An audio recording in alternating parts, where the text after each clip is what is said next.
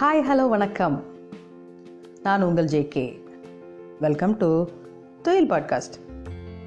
என்ன எல்லாரும் ரெடியா? இன்னைக்கு டிசம்பர் 22.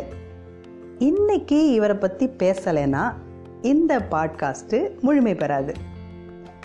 யாரை பற்றி பேச போகிறோம் அப்படிங்கிறது உங்களுக்கு தெரிஞ்சிருக்கும். நிறைய பேர் கெஸ் பண்ணியிருப்பீங்க. இன்னைக்கு இவருடைய பர்த்டே. சரி, யாருன்னு பார்க்கலாமா?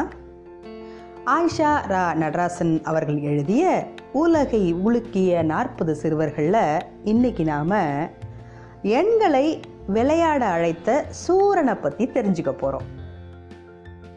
கல்யாணம் தொடக்கப்பள்ளி, இந்த பள்ளிக்கூடத்தோட பேரை இன்னைக்கு உலகமே தெரிஞ்சு வச்சிருக்கு. அது கும்பகோணத்தில் தான் இருக்குது.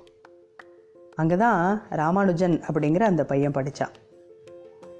அவனோட அப்பா உள்ளூர் துணிக்கடை ஒன்றில் கணக்கராக வேலை பார்த்தாரு. ராமானுஜத்தோட அம்மா உள்ளூர் பெருமாள் கோவிலில் பஜனை பாடல்கள்லாம் பாடுவாங்க. அடிக்கடி அம்மாவோட அவனும் கோயிலுக்கு போவான். 2ஆம் வகுப்பு படிக்கும்போது அவன் என்ன செஞ்சான் தெரியுமா? 4000 திவ்ய பிரபந்தத்தினுடைய எல்லா செயலையும் மனப்பாடமாக சொல்லி ஊரையே அசர வச்சான்.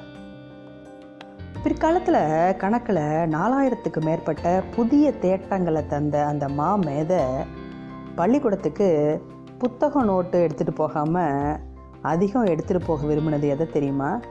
ஸ்லேட்டு. செவ்வக வடிவ அந்த ஸ்லேட்டில் தானாகவே கணக்கு போட்டு பார்த்துக்கிட்டே இருக்கிறது அவனுக்கு ரொம்ப பிடிச்ச டைம் பாஸ். அவனோட அம்மா ஓய்வு நேரத்தில் பஜனை பாடல்கள் பாடியதோடு மட்டும் இல்லாமல் வீட்டிலேயே சின்னதாக ஒரு உணவு விடுதி ஒன்று நடத்த ஆரம்பித்தாங்க.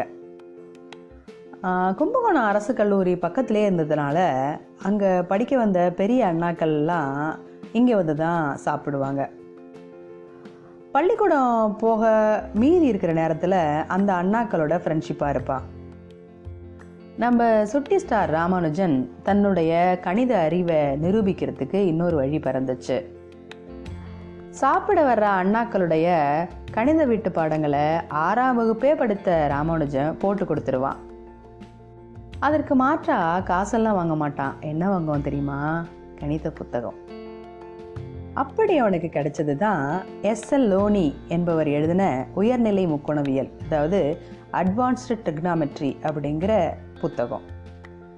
அந்த சுட்டி வயசில் அவன் முழுமையாக புரிஞ்சுக்கிட்டதோடு மட்டும் இல்லாமல் அது பற்றி கல்லூரி அண்ணாக்களோட சரி சமமாக விவாதித்து அசத்துவான். நம்ம சுட்டி நாயகன் கணக்கு பரீட்சையை கொடுக்கப்பட்ட நேரத்துக்கு பாதி நேரத்திலே முடிச்சிடுவான். எப்போதும் 100க்கு 100 தான். அப்போ அவன் படித்த கும்பகோணம் டவுன் ஹைஸ்கூலில் 46 ஆசிரியர்களுக்குமான டைம் டேபிள் போடுறது, அப்புறம் வருகை பதிவேட கணக்கிட்டு அதை பராமரிக்கிறது அப்படிங்கிற எல்லா வேலையும் அவன் தான் செய்வான். அதோடு மட்டும் இல்லாமல் பள்ளிக்கூடத்தில் ஆளினால் சம்பள கணக்கு கூட அவன் தான் போட்டு கொடுத்து ஹெல்ப்ஃபுல்லாக இருந்திருக்கான். முடிவுறா எண்களின் வரிசை மீது அவனுக்கு அலாதி விருப்பம். 8ஆம் வகுப்பு படிக்கும்போதே பல சுயமான கணித தேற்றங்களை அவன் உருவாக்கி அப்போலேருந்து தனக்குன்னு பாடப்புத்தகத்துக்கு வெளியே தனியாக நோட்டு புத்தகம் பேண தொடங்கினான் அவன். பள்ளிக்கூடத்தில் கல்வியில் சிறந்து விளங்கும் மாணவர்களுக்கான உதவித்தொகை சான்றிதழை ஒரே வருஷத்தில் 3 முறை வாங்கி சாதித்த முதல் மாணவன் ராமானுஜன். வகுப்பில் கணித ஆசிரியர்களுக்கு அவன் தான் பெட்டு. அவங்களோட உதவியோட அவனுக்கு GS கார் அப்படிங்கிறவர் எழுதின கணித தேற்றங்களின் தொகுதி அப்படிங்கிற புத்தகம் கிடைச்சிது. இந்த புத்தகம் அவனுக்கு ரொம்ப பிடிக்கும்.